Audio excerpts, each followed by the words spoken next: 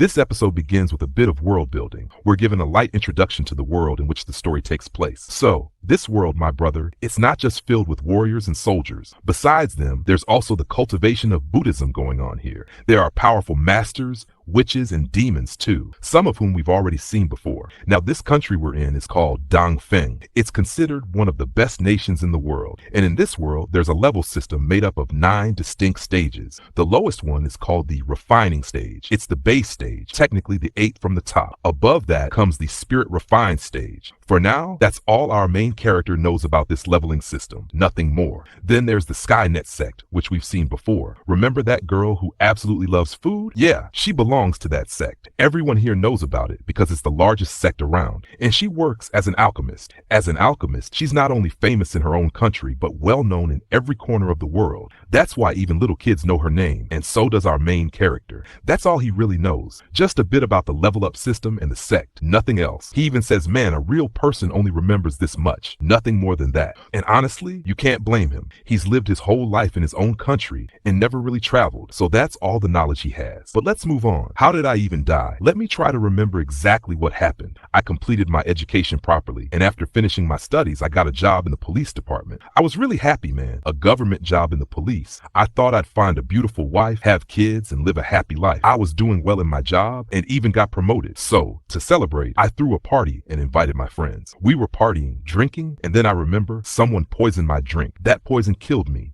And that's how I ended up in this world. Just my luck, huh? Who the hell poisoned my drink? Man, I had 6 lakhs in my bank account. I was planning to live a good life with that money. I had all these wild dreams, beating up Russians, who knows what else I was thinking. But now that money is just sitting there. Well, at least my parents are still around. Maybe they'll use it. Speaking of parents, I used to live away from them. And bro, on my computer, I had downloaded like 132 gigabytes worth of videos. Johnny Sins, Mia Khalifa, who knows who else. And I didn't even clear my watch history. When my parents see it, I don't know what they'll think of me. They'll probably say, so our good-for-nothing son died, huh? What can you do, man? Life's just full of double whammies. Anyway, I was taking a bath, and suddenly I hear a knock from outside. Dalan! Hello! Dalan! In China, apparently, that's how they affectionately call people. So, someone was sweetly calling out to me like that, and we find out her name is Yu, a maid who works for his aunt. In her mind, she's thinking when her family was hit with trouble, all the maids and servants like her were sent away. But then just 5 days later, her family managed to recover completely. And this Dalan, our main character, helped them get out of trouble. Or at least that's what she's heard. Our main character comes out, dressed and ready, and she says, Dalan, are you done? He replies, come on, don't call me Dalan, okay? She smiles and says, well, you are Dalan, so what else should I call you? He sighs, okay, fine, whatever. Just don't call me that again. Then she says, Dalan, I mean young master, your uncle and aunt, the main heads of the household, were fighting. He asks, they were fighting? Why? She explains, I don't know exactly, but madam was asking about the gold and silver coins, how they disappeared and who stole them.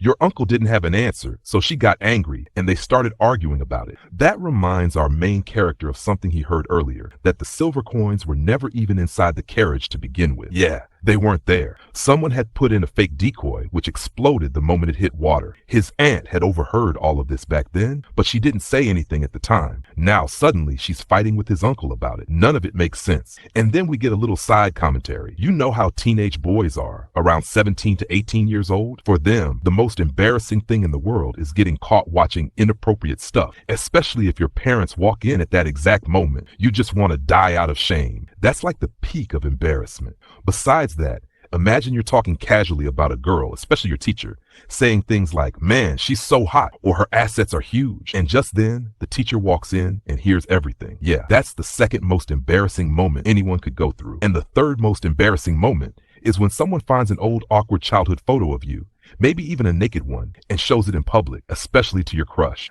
There's nothing more humiliating than that. So yeah, those were the top 3 most embarrassing scenarios. But the 4th, which just happened to our main character, this one's brutal. Imagine this. You're about to commit suicide for your family's sake, and right then, your entire family shows up in front of you. That too became a huge embarrassing moment for him. And that, my friend, was just a little bit of the story so far. Now we cut to the scene where everyone is sitting down to eat. Suddenly, the younger sister starts bawling her eyes out. I mean, full on wailing.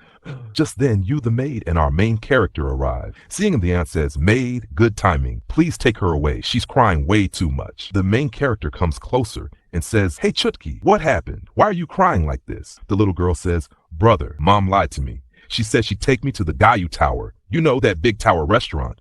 Even Dad promised, but they both lied. Neither of them is taking me. The main character asks, what's Haikyuu Tower? Well, Haikyuu Tower is the best restaurant in the entire city, like a full 7-star luxury place. Only rich people go there. Poor folks like us, we can't even dream of eating there regularly. Maybe once in a few months or years, at best. And here's this little girl. She doesn't even remember her big brother's real name properly, but she remembers Haikyuu Tower because she's actually been there once. She ate there, and she loved it. Like really, really loved it. What can we say, man? She's not a spoiled kid or anything. But yeah, if you pamper her too much, she'll throw tantrums, just like she's doing right now. And that's also her mom's biggest weakness. Her mom explains she was crying that day, super sad, so I just told her, don't cry, I'll take you there. I didn't think she'd make such a big scene over it. The main character watches all this and says, no, Aunt, this is on you. You shouldn't lie to little kids. They catch on. They remember. Right then, Chutki hugs him tightly and says, please take me there, brother. You take me. Mom and Dad aren't going. So the main character gently picks her up and hands her over to Yu the maid, saying, maid, please take her as far away from here as you can. Yu takes her away. Everyone sits down to eat, but the atmosphere becomes really awkward, like painfully awkward. Even the aunt and uncle are just sitting there, totally stiff.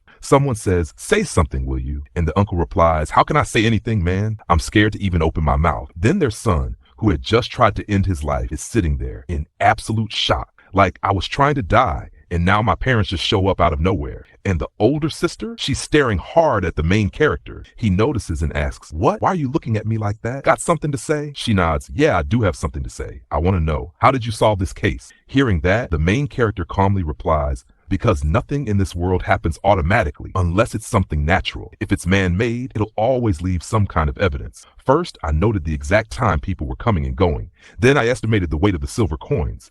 Based on all that, I figured out what really happened, and that's how I solved it. Hearing all this, the handsome cousin starts getting jealous. Internally, he's fuming, like, damn, he's got brains too. Out loud, though, he just says, oh, is that so? I get it now. But you could see the jealousy written all over his face. Even the uncle says, oh, that's what it was? I never noticed that before. The main character thinks, yeah, right. When you can't solve anything, this is what you always say. Oh, I just didn't notice. The aunt throws shade. What kind of man are you? You couldn't even tell from the weight of the coins? Didn't you touch them? The main character asks, tell me, did you wear gloves or anything while counting the coins? Like any sort of protection? The uncle admits, yeah, I did. That's probably why I didn't notice the difference. You didn't notice? Of course I didn't. The main character presses on. And when they asked you about it back then, you didn't think to mention that you were wearing gloves? The uncle shrugs. Come on, how would that even prove anything? And anyway, that guy Lou, he gave me some drinks. After that, my memory was all fuzzy. I didn't even remember I wore gloves. You suddenly brought it up now, and now it's coming back to me. Otherwise, I wouldn't have remembered at all. The main character observes, man, this guy isn't even serious about the case. He's just trying to bribe me to protect someone else. Then someone pipes up, wait,